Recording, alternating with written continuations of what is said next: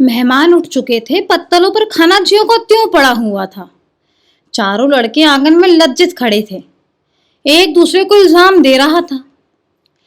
बड़ी बहू अपनी देवरानियों पर बिगड़ रही थी। देवरानियां सारा दोष कुमुद के सिर डालती थी। कुमुद खड़ी रो रही थी।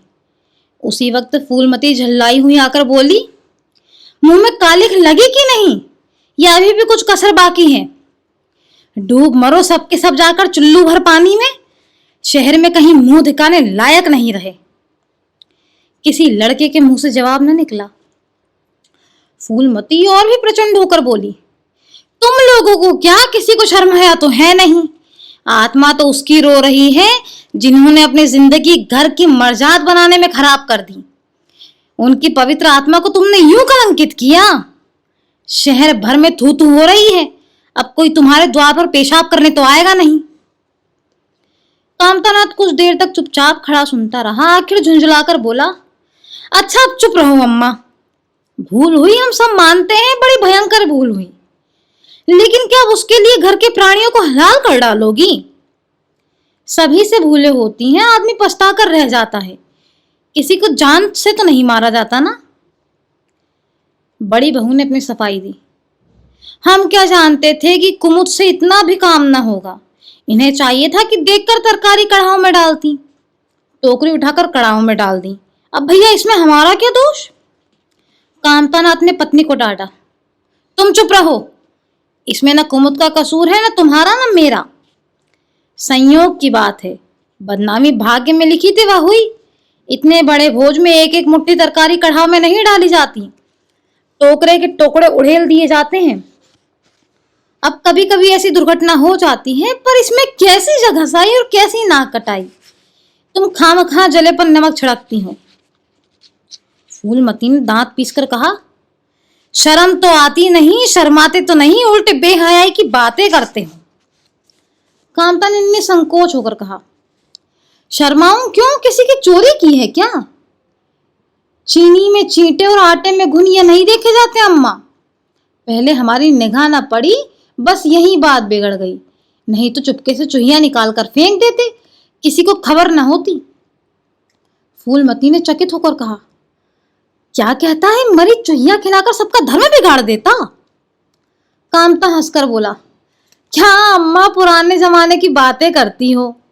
इन बातों से धर्म नहीं जाता। यह धर्मात्मा लोग जो पत्तल से उठ गए हैं, इनमें ऐसा कौन है जो भेड़ बकरी का मांस न खाता हो? तालाब के कछुए और घोंगे तक तो किसी से बचते नहीं, जरा से चूहिया में क्या रखा था? फूलमती को ऐसा प्रतीत हुआ कि अब प्रलय आने में देर नहीं है। जब पढ़े लिखे आदमियों के मन में ऐसी अधार्मिक भाव आने लगे, तो फिर धर्म की भावना ही भगवान ही रक्षा करे। फूलमती अपना सा मुंह लेकर चली गई। 2 महीने गुजर गए। एक दिन रात के समय चारों भाई दिन के काम से छुट्टी पाकर कमरे में बैठे गपशप कर रहे थे। बड़ी बहू भी षड्यंत्र में शरीक है। कुमुद के विवाह का प्रश्न छिड़ा हुआ है।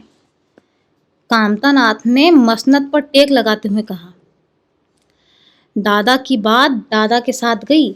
मुरारी पंडित विद्वान भी हैं और कुलीन भी होंगे, लेकिन जो आदमी अपनी विद्या और कुलीनता को रुपयों पर बेचे वह नीच है। ऐसे नीच आदमी के लड़के से हम कुमुद का विवाह सेत में भी न करेंगे। 5,000 दहेज तो दूर की बात है। उसे बताओ धता और किसी दूसरे वर की तलाश करो। हमारे पास कुल 20,000 ही तो हैं। एक एक हिस्से में 5-5 हजार आते हैं। 5,000 दहेज में दे दें और 5,000 नेक न्योछावर बाजे में उड़ा दिए जाएं, तो फिर हमारी तो बधिया ही बैठ जाएगी। उमानाथ बोला, मुझे तो अपना औषधालय खोलने के लिए कम से कम 5,000 रुपए की भी तो जरूरत पड़ेगी। मैं अपने हिस्से से 1 पाई भी नहीं दे सकता। फिर खुलते ही आमदनी तो होगी नहीं, कम से कम साल भर घर से खाना पड़ेगा। दयानाथ एक समाचार पत्र देख रहा था। आंखों से ऐनक उतारते हुए बोला, मेरा विचार भी एक पत्र निकालने का है।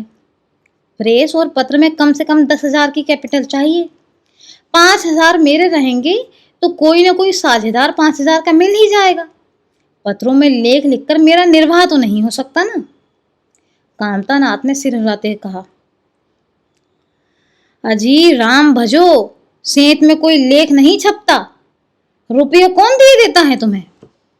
दयानाथ ने प्रतिवाद किया, नहीं ये बात तो नहीं है, मैं तो कहीं भी बिना पेशगी पुरस्कार के लिए नहीं लिखता। कामता ने जैसे अपने शब्द वापस लिए, तुम्हारी बात मैं नहीं कहता भाई, तुम तो थोड़ा बहुत मार लेते हो, लेकिन सबको तो नहीं मिलता ना। बड़ी बहू ने श्रद्धा भाव से कहा, कन्या भाग्यवान हो तो दरिद्र घर में भी सुखी रह सकती है, अभागी हो तो राजा के घर में भी रोएगी, यह सब नसीबों का खेल है। कामतानाथ ने स्त्री की ओर प्रशंसा भाव से देखा, फिर इसी साल हमें सीता का विवाह भी तो करना है।